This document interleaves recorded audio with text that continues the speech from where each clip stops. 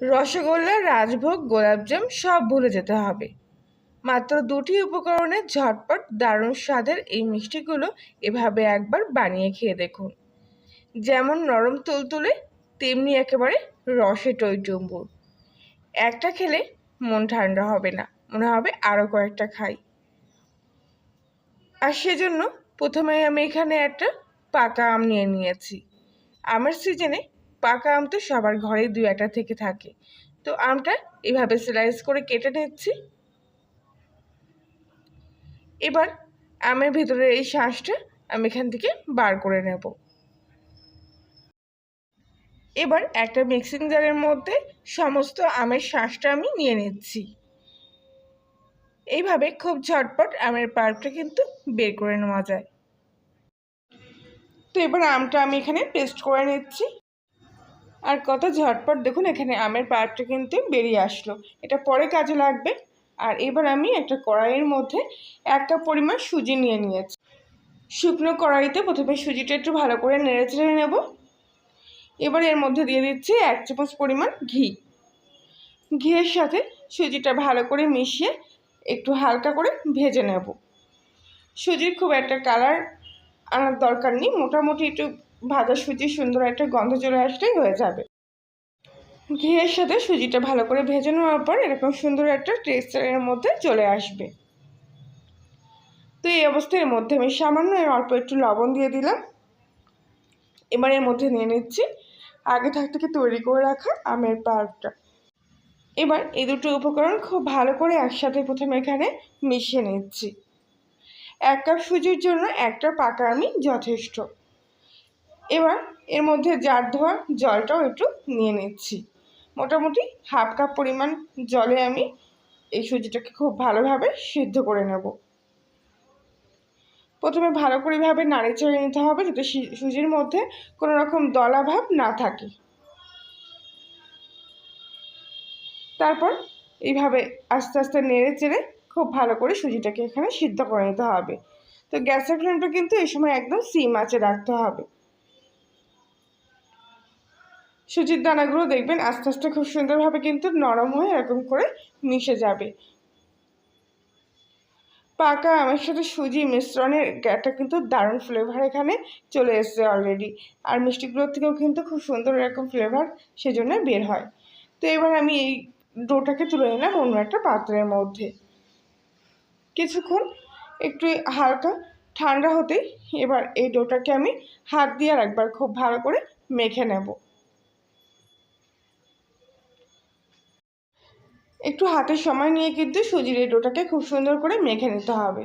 আর প্রথম অবস্থায় দেখবেন এটা মাখার পর কিন্তু হাতের মধ্যে এরকম লেগে যাবে। ঠিক এরকম করে একটু পাতিয়ে পাতিয়ে নিয়ে সুজিটাকে মেখে নিতে হবে, এতে সুজির দানাটা কিন্তু অনেকটা মিলিয়ে যায়।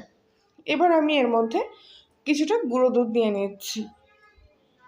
গুঁড়ো দুধটা আমি পরিমাণটা বললাম না, আপনারা যেরকম দিতে ইচ্ছুক সেরকম দিতে পারেন, মানে বেশিও দিতে পারেন আবার কমও দিতে পারেন। তবে আমি এখানে 1/2 কাপ পরিমাণ দুধ নিয়েছি। তো গুঁড়ো দুধের সাথে এবার খুব ভালো করে এই ডোটাকে আর একবার এইভাবে মেখে নেব। গুঁড়ো দুধটা যেন খুব ভালো করে এই ডোয়ের সাথে কিন্তু মিশে যায়, কোথাও যেন গুঁড়ো দুধের কোনো দানা ভাব না থাকে সেটা খেয়াল রাখতে হবে। তার জন্য খুব ভালো করে কিন্তু এরকম পাতিয়ে পাতিয়ে নিয়ে এই ডোটাকে এরকম করে মেখে নিতে হবে। তো এবার হাতটা পরিষ্কার করে ধুয়ে আনলাম। আর এবার হাতের মধ্যে সামান্য একটু ঘি মাখিয়ে নিয়ে এবার এই ডোটাকে আরেকবার একটু মেখে নিচ্ছি। ব্যাস, ডোটা রেডি হয়ে গেল। এবার এর থেকে সামান্য কিছুটা অংশ কেটে নেব, নিয়ে হাতের মধ্যে নিয়ে এরকম গোল গোল বলের মতো করে নিচ্ছি। আপনারা যেরকম সাইজে তৈরি করবেন সেরকম করে এর থেকে কেটে নেবেন। আমি এখানে খুব একটা বেশি বড়ও নিচ্ছি না আবার ছোটও করছি না, সেই জন্যে মাঝারি সাইজের বলগুলো আমি এখানে তৈরি করছি। বাকি বলগুলো ঠিক একইভাবে এখানে তৈরি করে নেব, তবে একেবারে ছোট ছোট বল, তাই জন্য হাতের মধ্যে একসঙ্গে দুটো করে নিয়ে কিন্তু এইভাবে পাক দিয়ে নিচ্ছি। আর দেখুন কত সুন্দর গোল গোল বলগুলো তৈরি হয়ে যাচ্ছে। তবে খেয়াল রাখবেন এই বলগুলোর যেন মধ্যে কোনো ফাটল না থাকে, একদম গাটা যেন এরকম মসৃণ প্লেন থাকে। তো বাকি বলগুলো আমি ঠিক একইভাবে এখানে তৈরি করে নিয়েছি। এবারে কড়াইয়ে কিছুটা তেল হালকা গরম হলেই এক এক করে এই বলগুলো তেলের মধ্যে আমি দিয়ে দেবো। একদম ঠান্ডা তেলে দেওয়ার প্রয়োজন নেই, মোটামুটি তেলটা একটু গরম হবে, তারপরে কিন্তু এক এক করে বলগুলো দিয়ে দেবেন। আর এই সময় কিন্তু এগুলো খুব নরম থাকে, তাই কোনো কিছু দিয়ে নাড়াচাড়া করার দরকার নেই, শুধু কড়াইয়ের তেলটা এইভাবে একটু হালকা হাতে নাড়িয়ে দিতে হবে। কিছুক্ষণের মধ্যেই দেখবেন এগুলো কিন্তু আস্তে আস্তে কালার চলে আসবে, আর আস্তে আস্তে বলগুলো কিন্তু এরকমভাবে একটু হালকা ফুলে উঠবে। দেখুন কত সুন্দর এগুলো তৈরি হয়েছে। কোনো বেকিং সোডা বেকিং পাউডার কিচ্ছু দেবেন না, এগুলো দিলেই কিন্তু বলগুলো ভাজার সময় ফেটে যাবে।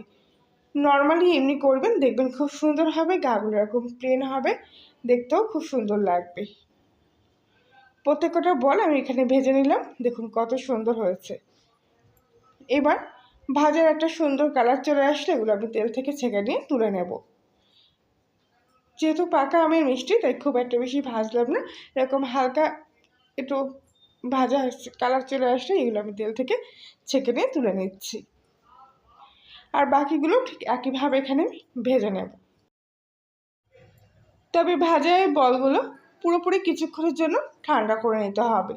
আর এগুলো দেখুন কত সুন্দর একদম হালকা মতো হয়েছে। তো এবার ততক্ষণে আমি এখানে চিনির শিরা তৈরি করে নিচ্ছি। তার জন্য একদম সামান্য হাফ কাপ পরিমাণ চিনি আর তার সাথে হাফ কাপের একটু বেশি পরিমাণ জল আমি এর মধ্যে নিয়ে নিলাম।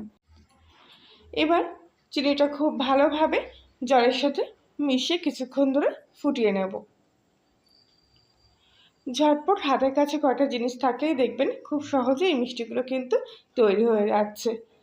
একবার বানিয়ে খেলে আর দোকান থেকে কিনে খেতে ইচ্ছা হবে না, এত সুন্দর টেস্ট।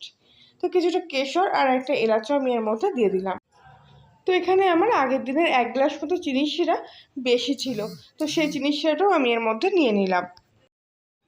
এবার চিনির শিরাটা খুব ভালো করে এখানে জাল দিয়ে নিতে হবে। তবে আপনারা এক্ষেত্রে 1 কাপ সুজির জন্য 1 কাপ চিনি দিয়ে চিনির শিরা তৈরি করলে একেবারে পারফেক্ট হবে। তো কিছুক্ষণ খুব ভালোভাবে এরকম জাল দিয়ে নিয়েছি। তো খুব একটা বেশি ঘন করার দরকার নেই, মোটামুটি হাতের মধ্যে চেক করে নিয়ে দেখবেন হালকা একটু এরকম চিটচিটে ভাব চলে আসলে কিন্তু এই চিনির শিরাটা এখানে তৈরি হয়ে যাবে। তো এবার আমি গ্যাসটা পুরো অফ করে দেব, আর এই চিনির শিরাটা পুরোপুরি এই অবস্থায় রেখে দেবো কিছুক্ষণ ঠান্ডা হওয়ার জন্য। আর এতক্ষণে মিষ্টিটাও কিন্তু একদম পুরো ঠান্ডা হয়ে গেছে। এবারে হালকা একটু ঈষদুষ্ণ গরম থাকবে চিনির শিরাটা, এই অবস্থায় ঠান্ডার মিষ্টিগুলো এর মধ্যে দিয়ে দিতে হবে। এইভাবে করলে দেখবেন মিষ্টিগুলো কিন্তু একদমই চুপসে যাবে না, ঠিক এরকম ফোলা ফোলা বলের মতনই থাকবে। তো খুব ভালো করে চিনির শিরার মধ্যে এবার মিষ্টিগুলো এইভাবে একটু নাড়িয়ে চালিয়ে নিচ্ছি, আর এই অবস্থায় কিছুক্ষণের জন্য ঢাকা দিয়ে রাখছি। যেহেতু এটা সুজির মিষ্টি, তাই 30 মিনিট ঢাকা দিলেই কিন্তু যথেষ্ট। 30 মিনিটের মধ্যেই দেখুন কত সুন্দর রসালো হয়ে গেছে। দেখলেই বুঝতে পারছেন একদম নরম ভাবটা কিন্তু এর মধ্যে চলে এসছে, আর ভিতর থেকেও খুব সুন্দরভাবে এগুলো রসালো হয়েছে। মিষ্টিগুলো একদম নরম তুলতুলে রসালো, অথচ এর মধ্যে কোনো ভেদের মতো ভাব নেই। দেখতে পাচ্ছেন কি সুন্দর স্পঞ্জির মতো হয়েছে। তো সব মিষ্টিগুলো আমি অন্য একটা বাটির মধ্যে তুলে নিচ্ছি। আশা করছি আজকের রেসিপিটা দেখার পর আপনাদের ভালো লেগে থাকবে। ভালো লাগলে প্লিজ লাইক শেয়ার কমেন্ট করে জানাবেন। আর আপনি যদি কলিনের রান্নাঘরে নতুন সদস্য থাকেন তাহলে প্লিজ চ্যানেলটি সাবস্ক্রাইব করে পাশে থাকবেন এবং পাশে বেল আইকন প্রেস করবেন নতুন কোনো রেসিপির আপডেট পাওয়ার জন্য। এখান থেকে একটা মিষ্টি আমি চিপি নিয়ে দেখাচ্ছি, দেখুন কত সুন্দর রসালো হয়েছে ভেতর থেকে। একটা মুখে দিলে এক জায়গায় বসে একটার জায়গায় 10টা খেয়ে নিতে হবে। মিষ্টিগুলো ভিতর থেকেও দেখুন কত সুন্দর জালিদার হয়েছে, আর তার জন্যই কিন্তু ভিতরটা খুব সুন্দর রসালো হয়েছে। তাহলে বন্ধুরা আজকের মতো এই পর্যন্তই, আবার দেখা হচ্ছে অন্য একদিন। সবাই ভালো থাকবেন।